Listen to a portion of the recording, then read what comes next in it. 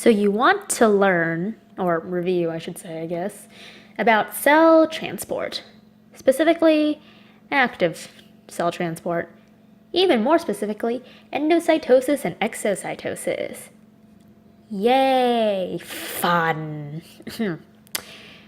Vocab you should know. Yes, I know that's a lot of words, and I'm sorry, but this vocab is kind of important if you want to understand the stuff. But hey, I'm not telling you what to do. Do whatever you want. I guess you can skip this video if you really think you don't need this, but whatever. Okay, I am telling you what to do. Moving on. The active transport we're covering in this video can be split into two completely separate categories: endocytosis and exocytosis. Endocytosis, as you can see on the screen, can be split into two different things, I guess. Phagocytosis and pinocytosis. More on that later. Endocytosis is only when the cell takes outside thingies, like fluids, macromolecules, large proteins, or even whole cells, if it wants to, and devours them whole like the savage it is. Yeah, I don't know what I was going with that either. Anyway, pinocytosis is when the cell takes in liquids specifically, and on the other hand, phagocytosis is when the cell takes in solids like proteins and other cells, as I mentioned earlier.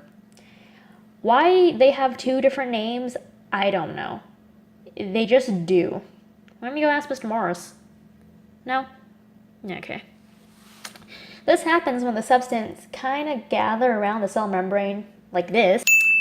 Eventually, the membrane closes around the substances, forming a vesicle. This thing. Easy, right? Exocytosis is exactly like endocytosis, except substances are moving out of the cell, and it doesn't have two fancy names. Wonder why. Anyway, the vesicle with the stuff inside moves to the cell membrane here. The vesicle with the stuff inside moves to the cell membrane here and fuses with it. When it does that, the things held captive by the vesicle can be released to freedom.